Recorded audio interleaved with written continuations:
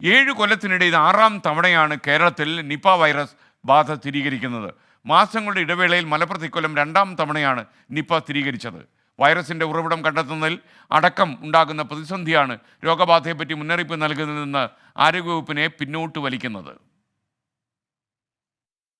സംസ്ഥാനത്ത് ആദ്യമായി Nipah report ചെയ്യുന്നത് 2018 കോഴിക്കോടാണ്. 2018 മെയ്യിലുണ്ടായ ആദ്യ നിപ്പ തരംഗത്തിൽ 23 പേർക്ക് രോഗബാധയുണ്ടായി. പേരാമ്പ്ര താലൂക്ക് ആശുപത്രിയിൽ നഴ്സായിരുന്ന ലിനി ഉൾപ്പെടെ 17 പേർക്ക് ജീവൻ നഷ്ടമായി. 92% മരണനിരക്ക്.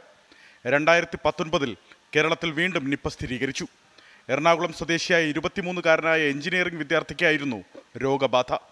രോഗവ്യാപനം തടയാൻ സാധിച്ചതും യുവാവിൻ്റെ ജീവൻ രക്ഷിക്കാൻ കഴിഞ്ഞതും ആരോഗ്യ സംവിധാനത്തിൻ്റെ നേട്ടമായി.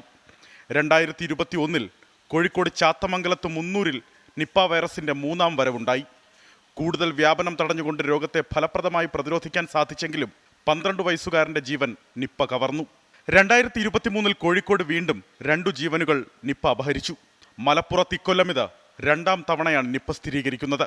ജൂലൈയിൽ മലപ്പുറം പാണ്ടിക്കാട് 14 വയസ്സുകാരന് ജീവൻ നഷ്ടമായി.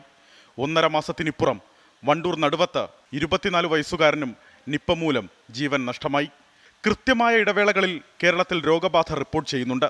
രോഗബാധ സ്ഥിരീകരിച്ച ഇടങ്ങളിലും രോഗികളുടെ സഞ്ചാരപാതകൾ കേന്ദ്രീകരിച്ചും ICMR അടക്കം നടത്തിയ അന്വേഷണത്തിൽ പഴംതീനി വവ്വാലുകളിലാണ് നിപ്പ വൈറസ് സാന്നിധ്യം സ്ഥിരീകരിച്ചത്. അതിലപ്പുറം രോഗ ഉറവിടവുമായി ബന്ധപ്പെട്ട ഒരു ഉത്തരവും സംസ്ഥാന ആരോഗ്യ വകുപ്പിനില്ല. കേരളത്തിലുണ്ടായ രോഗബാധകളിൽ ആദ്യ രോഗിക്ക് എവിടെ നിന്ന് എങ്ങനെ വൈറസ് ബാധയുണ്ടായി എന്നത് അജ്ഞാതമാണ്. രോഗവ്യാപനം തടയുന്നതിനും മരണനിരക്ക് കുറയ്ക്കാനും കേരളത്തിന് സാധിക്കുന്നുണ്ടെങ്കിലും രോഗ ഉറവിടം കണ്ടെത്തുന്നതിലെ പ്രതിസന്ധി വെല്ലുവിളിയാണ്. പഴംതീനി വവ്വാലുകൾക്കിടയിൽ നിശബ്ദമായ വ്യാപനം നടക്കുന്നുണ്ടാവാം എന്ന നിഗമനത്തിലാണ് നാഷണൽ വൈറോളജി ഇൻസ്റ്റിറ്റ്യൂട്ടിലെ ഗവേഷണ സംഘം.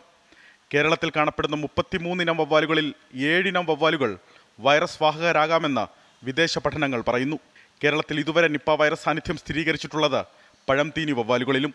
മറ്റിനത്തിൽപ്പെട്ട വവ്വാലുകളെ പിടികൂടി പഠനം നടത്തേണ്ടതുണ്ടെന്ന് ആരോഗ്യ വിദഗ്ധർ അഭിപ്രായപ്പെടുന്നു. നിരീക്ഷണ ജാഗ്രതാ സംവിധാനങ്ങൾ കാര്യക്ഷമമാക്കണമെന്ന മുന്നറിയിപ്പും ഗവേഷകർ ആവർത്തിക്കുന്നു. 24 തിരുവനന്തപുരം.